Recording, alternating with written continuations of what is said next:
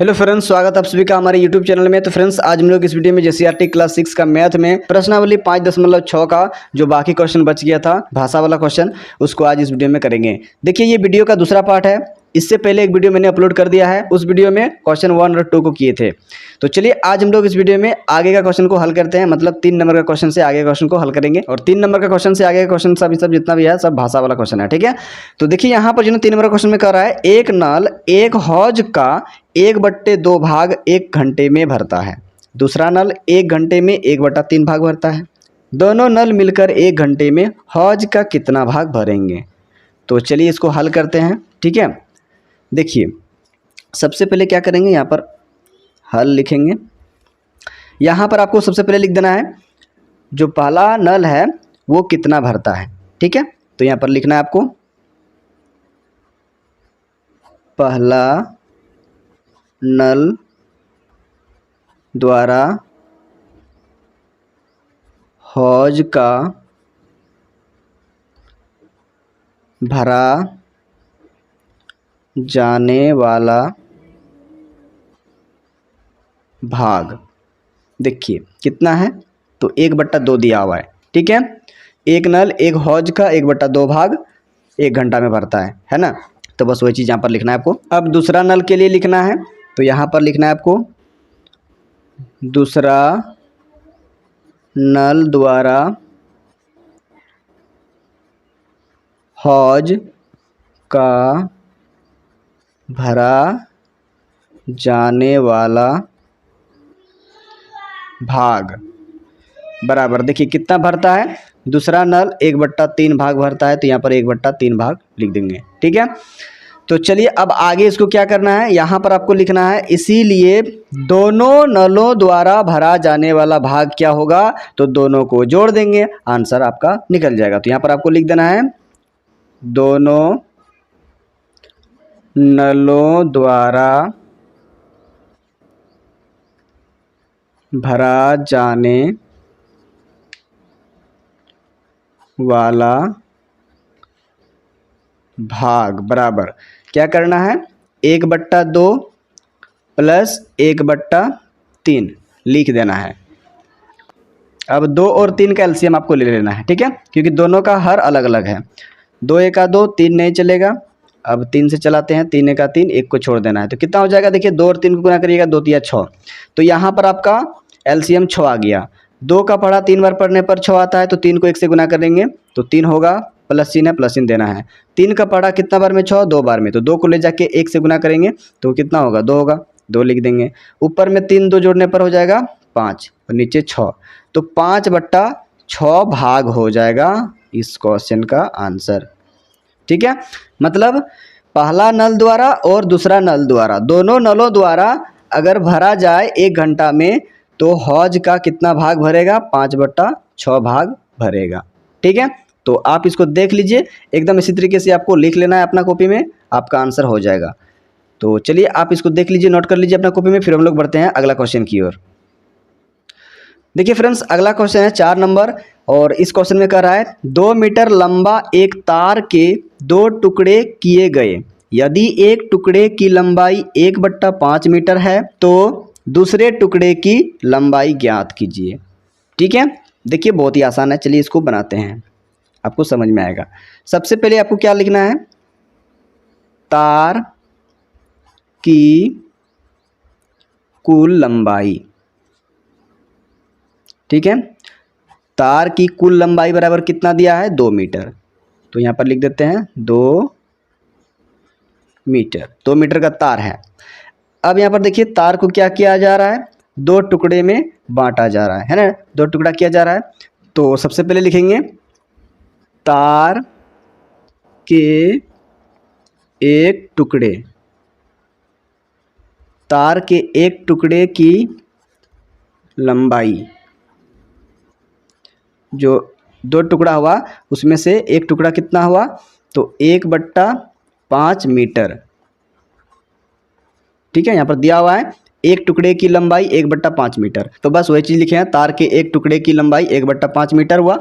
और दूसरा टुकड़ा, तो यहाँ पर लिखते हैं तार के दूसरे टुकड़े की लंबाई, दूसरे टुकड़े की लंबाई क्या है? देखिए यहाँ पर तो कह रहा है दूसरे टुकड़े की लंबाई ज्ञात कीजिए, मतलब यहाँ पर दूसरे टुकड़े की लंबाई पता नहीं है, यही चीज़ निकालना है।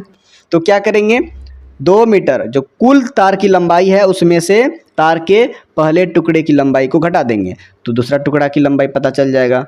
ठीक है, देखिए जैसे यहाँ पर मेरा ये कलम है, ठीक है, तो ये मेरा कलम यहाँ से यहाँ तक है पूरा 5 मीटर का। तो अगर मैंने यहाँ पर इस कलम को यहाँ से बीच में इसको टुकड़ा कर दिया तो एक टुकड़ा मेरा यहाँ से यहाँ तक हुआ और एक टुकड़ा मेरा यहाँ से यहाँ तक हुआ। तो अगर मेरा यहाँ से यहाँ तक हुआ 2 मीटर तो बाकी यहाँ का क्या होगा, तो टोटल में 2 मीटर घटा देंगे, 5 में 2 घटा देंगे तो क्या आ जाएगा, 3 आ जाएगा। बस वही चीज़ कह रहा है यहाँ पर, टोटल में क्या करेंगे 1/5 को घटा देंगे तो आपका क्या निकल जाएगा, दूसरे टुकड़े की लंबाई निकल जाएगा। तो चलिए इसको लिखते हैं यहाँ पर, इसीलिए दूसरे टुकड़े की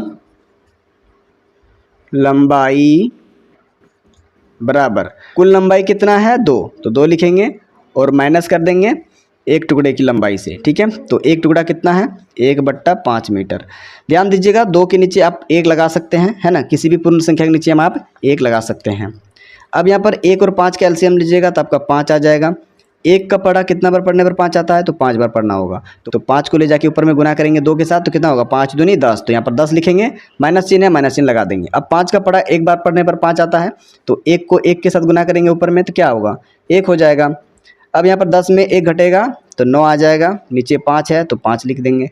तो देखिए 9/5 मीटर आ गया दूसरा टुकड़ा का लंबाई। ठीक है, दूसरे टुकड़े की लंबाई बराबर 9/5 मीटर हो गया इस क्वेश्चन का आंसर। तो आप इसको अच्छे से देख लीजिए, नोट कर लीजिए अपना कॉपी में। ठीक है, फिर हम लोग बढ़ते हैं अगला क्वेश्चन की ओर। तो देखिए फ्रेंड्स, अगला क्वेश्चन है 5 नंबर और इसमें कह रहा है रोहित का स्कूल उसके घर से 5 किलोमीटर की दूरी पर है। वह 3.1/2 किलोमीटर की दूरी बस से तय करता है, कितनी दूरी उसे अब तय करना शेष है।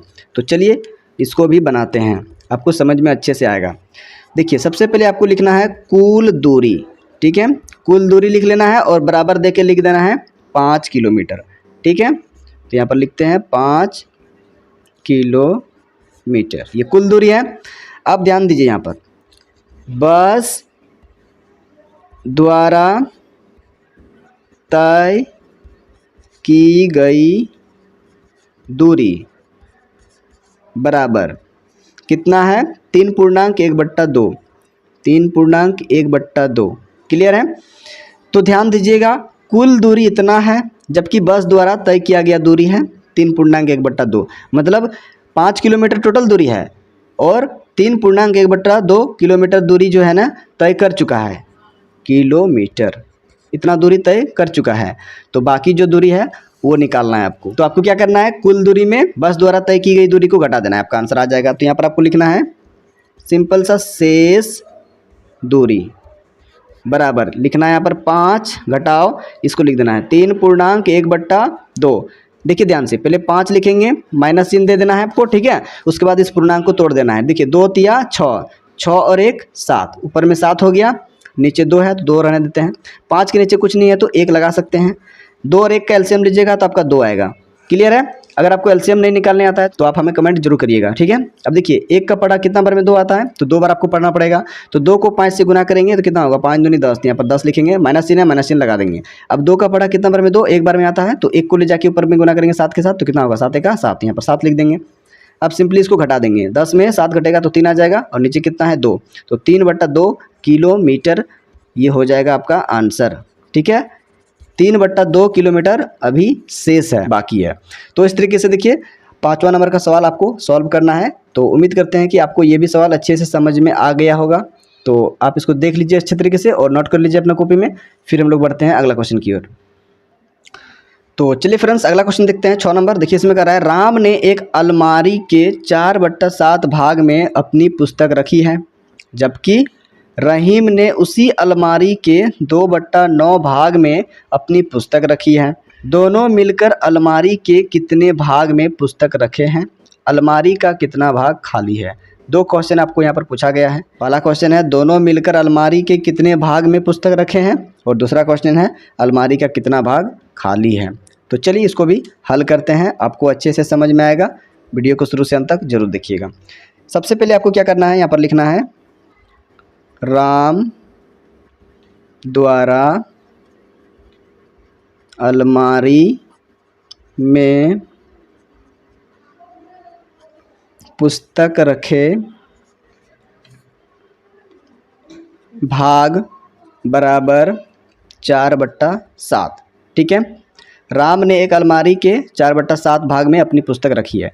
तो बस वही चीज़ लिखे हैं, राम द्वारा अलमारी में पुस्तक रखे भाग बराबर कितना है 4/7। अब रहीम के लिए लिखेंगे। ठीक है, तो देखिए रहीम द्वारा अलमारी में पुस्तक रखे भाग बराबर 2/9। देखिए दोनों के लिए लिख दिए कि कितना कितना भाग पुस्तक रखा है। ठीक है, अब आगे देखिए दोनों के लिए लिखेंगे, दोनों के द्वारा अलमारी में पुस्तक रखे भाग। तो क्या करेंगे, दोनों को जोड़ देंगे, दोनों को मिला देंगे। ठीक है, तो यहाँ पर लिखते हैं इसीलिए दोनों के द्वारा अलमारी में पुस्तक रखे भाग बराबर, देखिए पहले लिखेंगे राम के लिए कितना था 4/7 भाग। अब मिला देंगे मतलब जोड़ देंगे, किसके साथ, रहीम के साथ, 2/9। देखिए ध्यान से 7 और 9 का एलसीएम लीजिएगा तो कितना आएगा, देखिए 7 और 9, 7 से चलेगा, 7 का 7, 7 अभाज्य संख्या है तो 9 को छोड़ देते हैं। अब 3 से चलाते हैं, 3 तिया 9, 1 को नहीं चलाना है, फिर 3 से चलेगा, 3 का 3, 1 को नहीं चलाना है। तो देखिए 7 3 3 को गुना करेंगे आपस में, 3 3 गुना 7, आगे पीछे लिख सकते हैं तो कितना हो जाएगा, देखिए 3 तिया 9, 9 7 63, 63 आ गया एलसीएम। तो यहाँ पर लिखेंगे बट्टा के नीचे में 63। अब देखिए 7 का पढ़ा कितना बार में 63, 7 9 63, 9 बार में, तो 9 को गुना करेंगे 4 के साथ तो कितना होगा, देखिए 9 चौक 36, यहाँ पर 36 लिख देंगे, प्लस इन है प्लस इन दे देंगे। अब 9 का पढ़ा कितना बार में 63, 7 बार में, तो 7 को ले जाके ऊपर में 2 के साथ गुना करेंगे तो कितना होगा, 7 दूनी 14, तो यहाँ पर 14 लिखेंगे। अब इसको जोड़ देंगे, देखिए 4 6 10 का 0 हासिल लेकर आ जाएगा, 1 3 4 4 हासिल 1 5, ऊपर में 50 हो गया और नीचे कितना है 63, तो 50/63 आ गया दोनों का भाग। ठीक है, दोनों के द्वारा रखा गया पुस्तक का भाग कितना है 50/63। यहाँ तक तो आपका एक क्वेश्चन का आंसर हुआ। अगला क्वेश्चन यहाँ पर पूछा गया है अलमारी का कितना भाग खाली है, मतलब यहाँ पर जो अभी आंसर निकला ये आपका भरा हुआ भाग है। ठीक है, तो चलिए अब खाली वाला भाग को निकालते हैं। तो यहाँ पर लिखेंगे अलमारी का खाली भाग बराबर, देखिए ध्यान से अलमारी तो एक ही था, क्लियर है, ध्यान से देखिएगा यहाँ पर। ठीक है, अलमारी तो एक ही था। अब देखिए एक अलमारी में से आपका भरा हुआ है कितना, तो 50/63 भाग। ठीक है, 50/63 भाग भरा हुआ है, तो 50/63 को 1 से घटा देंगे तो आपका आंसर निकल जाएगा। तो चलिए इसको हल करते हैं। देखिए ध्यान से यहाँ पर क्या करना होगा, 1 के नीचे में आपको 1 लिख देना है। ठीक है, क्योंकि आप पूर्ण संख्या के नीचे में 1 लगा सकते हैं। अब 63 और 1 का एलसीएम लीजिएगा तो आपका 63 ही आएगा, तो नीचे 63 लिख देते हैं। ठीक है, अब 1 का पढ़ा 63 बार पढ़िएगा तब आपका 63 आएगा, तो 63 को ले जाके ऊपर में 1 के साथ गुना करने पर 63 ही होगा, तो यहाँ पर 63 लिख देंगे। अगर माइनस चिन्ह है माइनस चिन्ह लिख देंगे। अब 63 का पढ़ा 1 बार पढ़िएगा तो 63 आएगा, तो 1 को ऊपर में गुना करेंगे 50 के साथ तो 50 ही होगा, तो 50 लिख देंगे और घटा देंगे। देखिए ध्यान से 3 में 0 घटेगा तो 3 आ जाएगा, और 6 में 5 घटेगा तो 1 आ जाएगा। ऊपर में 13 हो गया और नीचे कितना है 63, तो 13/63 भाग खाली है आपका। ठीक है, तो यही हो जाएगा इस क्वेश्चन का आंसर। तो देखिए इस तरीके से आपको बना लेना है, जिस तरीके से मैंने बनाया है एकदम उसी तरीके से आपको बनाना है। तो आप इसको अच्छे से देख लीजिए, नोट कर लीजिए अपना कॉपी में। ठीक है, फिर हम लोग बढ़ते हैं अगला क्वेश्चन की ओर। अब देखिए फ्रेंड्स लास्ट क्वेश्चन है 7 नंबर। इसमें कहता है देवेन अपने घर से स्कूल की दूरी 2.2/4 मिनट में तय करता है, राहुल उसी दूरी को 1.3/7 मिनट में तय करता है। किसने कम समय लिया और कितना? इसमें भी 2 क्वेश्चन जुड़ा हुआ है। ठीक है, किसने कम समय लिया, ये क्वेश्चन पहला हुआ, और कितना बोला है तो ये दूसरा हुआ। तो चलिए इसको भी हल करते हैं। आपको अच्छे से समझ में आएगा। ठीक है, सबसे पहले आपको लिखना है देवेन को घर से स्कूल की दूरी को तय करने में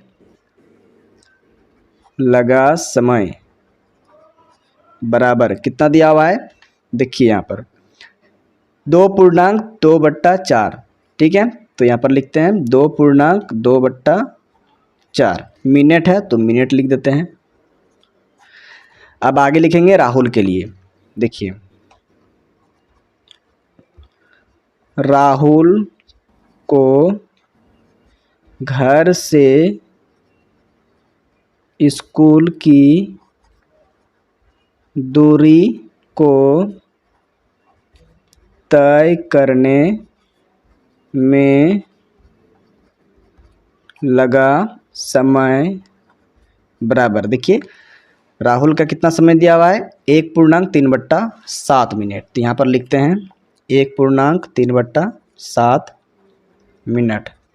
ठीक है, तो देखिए ये देवेन द्वारा स्कूल पहुँचने का लिया गया समय है और ये राहुल का स्कूल पहुँचने में लिया गया समय है, और जो भी दूरी है वो दोनों का सेम है, समान है। तो चलिए दोनों को तुलना करते हैं कि कौन बड़ा है कौन छोटा है। तो सबसे पहले यहाँ पर लिख लेते हैं देवेन और यहाँ पर लिखते हैं राहुल।